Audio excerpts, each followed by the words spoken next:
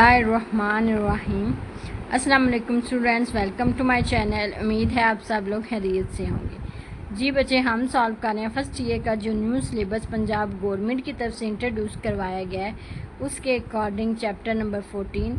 बच्चे chapter number 14 की exercise 14.1 हम सॉल्व कर चुके हैं। अब हम सॉल्व कर रहे हैं एक्सरसाइज 14.2, जिसका लास्ट वीडियो में हमने क्वेश्चन नंबर 3 सॉल्व किया था। आज हम सॉल्व करेंगे क्वेश्चन नंबर 4। जी बच्चे, क्वेश्चन नंबर 4 की स्टेटमेंट आपके पास गिवन है, फाइंड द नंबर जी। ठीक है, आपने फाइंड करना है जी को, so that the triangle with vertices A B and C. ठीक है, एक ट्रायंगल है जिसकी तीनों साइडों के जो वैल्यू है वो ए बी सी आपके पास गिवन है। ठीक है, इज अ राइट ट्रायंगल। ठीक है, राइट ट्रायंगल कौन सी होती है? जिसमें एक एंगल आपके पास 90 का होता है। ठीक है, ये एंगल कौन सा होता है?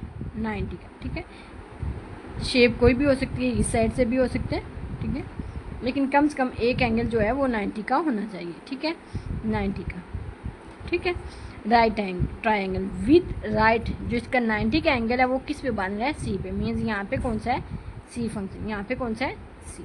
आपने फाइंड करना है जी को। ठीक है, तो हम पहले ट्रायंगल ड्रा कर लेते हैं बच्चे। ठीक है, लेट्स सपोज आपकी ये ट्रायंगल है, आपके पास ये ट्रायंगल है। ठीक है, ये जो एंगल है ये इसका 90 डिग्री का एंगल है और किस पॉइंट पे है? सी पे। अगर यहाँ पे सी है इसका मतलब यहाँ पे फिर आप ए ले लें, यहाँ पे आप बी ले लें। ठीक है, अब आपने बच्चे क्या करना है? आपने फाइंड करना है बेसिकली जी को। ठीक है, अच्छा, अब अगर आप देखें तो एंगल 90 कहता है, इसका मतलब जो वेक्टर आपके पास बनता है ए सी, ठीक है, ये वाला वेक्टर, एंड जो आपके पास वेक्टर बनता है बी सी, ये दोनों आपस में परपेंडिकुलर है। ठीक है, जैसे इससे पहले क्वेश्चन नंबर 3 में आपने किया था। ठीक है, जब दो वेक्टर्स यहाँ से ये ए सी जो वेक्टर आपके पास बनेगा ये, और यहाँ पे जो बी सी वेक्टर बनेगा, ये दोनों आपस में परपेंडिकुलर है। इन दोनों के मिड में एंगल कौन सा है? 90 का। जब भी दो लाइंस के मिड में एंगल 90 का होता है, इसका मतलब वो दोनों आपस में परपेंडिकुलर। यहाँ पे हम वेक्टर की बात कर रहे हैं, इसलिए ये वेक्टर और ये वेक्टर ये दोनों आपस में परपेंडिकुलर है। R perpendicular, sorry perpendicular.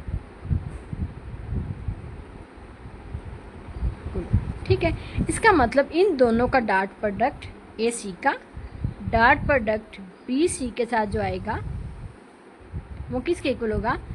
0 के इक्वल। वो किसके इक्वल होगा?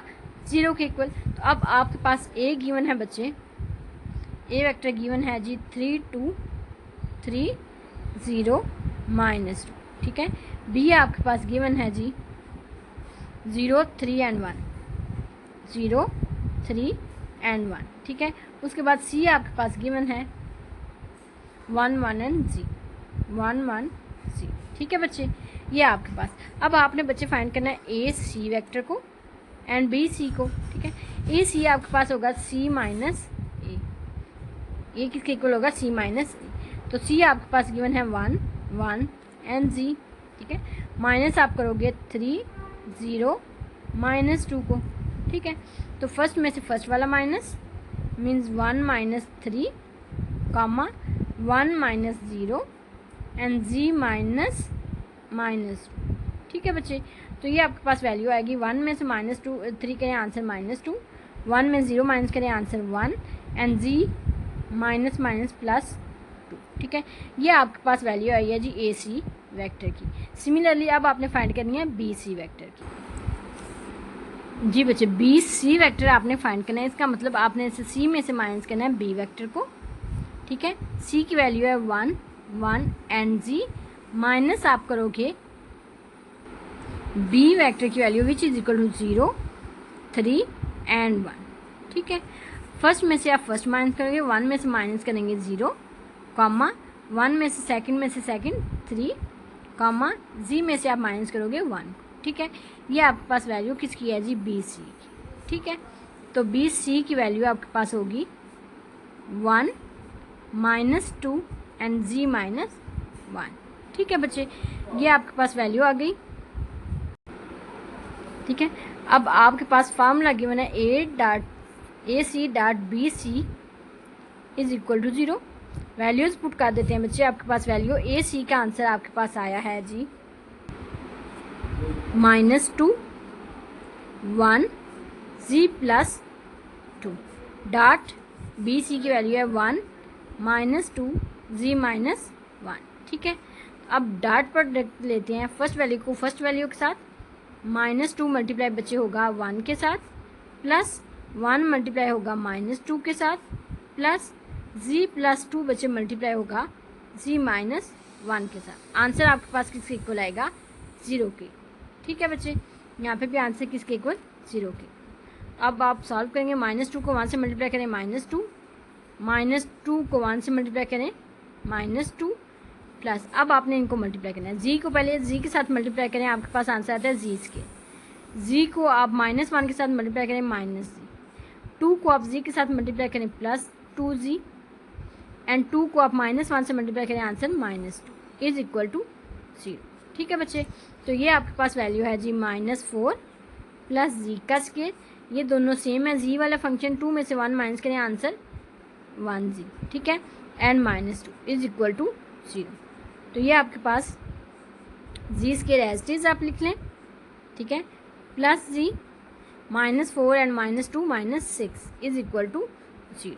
ठीक है, यहाँ पर बच्चे आप फैक्टराइजेशन इसकी करेंगे, तो फैक्टराइजेशन आप कैसे करते हैं? आपके पास ये इस वैल्यू को जब इससे मल्टीप्लाई करते हैं तो ये आपके पास आंसर आता है -6g का स्केयर। ठीक है, अब आपने यहाँ पर रेंज करके लिखना है कि आपको इन दो वैल्यूज़ को, लेट्स सपोज हम लिखते हैं 3 -2। ठीक है, तो आपके पास बच्चे प्लस माइनस करें तो आपके पास 1 आता है, तो मीन्स 1g आएगा। लेकिन जब मल्टीप्लाई करेंगे इन दोनों को, ठीक है, इन दोनों को जब मल्टीप्लाई करेंगे तो आंसर आएगा -6। ठीक है, तो यहाँ पे आप लिखेंगे g का square plus 3g plus -2g -6 is equal to 0। ठीक है बच्चे, ये फैक्टराइजेशन का रूल होता है। आप इस वैल्यू को जो कांस्टेंट है वो जी स्केयर वाली, इन दोनों को मल्टीप्लाई करते हैं, आपके पास आंसर ये आता है। ठीक है, अब आपने कोई किसी भी दो वैल्यूज़ को इस तरह अरेंज करना है कि जब इनको ऐड और सब्ट्रैक्ट करें आंसर मिड वाला आए, लेकिन जब दोनों को मल्टीप्लाई करें तो आंसर इन दोनों को मल्टीप्लाई करने से जो आंसर आए वो आए। ठीक है, तो हम यहाँ से कॉमन लेंगे जी, पहली दो वैल्यू में से आप जी कॉमन लेते हैं। यहाँ पर आपके पास आ जाएगा जी, क्योंकि यहाँ पर जी का स्केयर था, एक बाय चला गया, पीछे आएगा 1g प्लस यहाँ पर एक बाय चला गया और साथ में प्लस रह गया 3। ठीक है, यहाँ से पूरी वैल्यू से आप -2 कॉमन लेंगे। यहाँ पर आपके पास -2 बाय चला गया, पीछे आ गया जी। यहाँ पे आपके पास माइनस बाय चला गया, ले गया प्लस, और यहाँ पे आपके पास 3 है तो 2 बाय चला गया, तो यहाँ पे आएगा 3 इज इक्वल टू 0। बच्चे फैक्टराइजेशन का ये रूल होता है कि ये जो कॉमन लेने के बाद जो वैल्यूज होती हैं ये वाली दोनों सेम होती हैं। आप पूरी इक्वेशन से आप कॉमन ले सकते हैं जी प्लस 3। ठीक है, पीछे यहाँ पर आपके पास आ जाएगा जी और यहाँ पे आ जाएगा -2, ये दोनों 0 हैं। जब भी दो वैल्यूज़ का प्रोडक्ट 0 होता है, इसका मतलब दोनों वैल्यूज़ आपस किसके इक्वल होती हैं?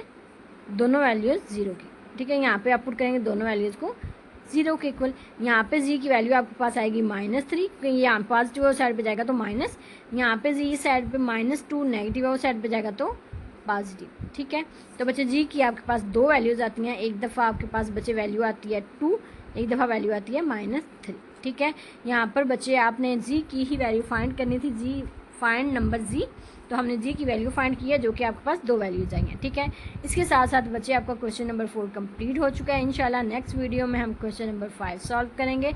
अंटिल देन अल्लाह हाफिज़, take care, best of luck.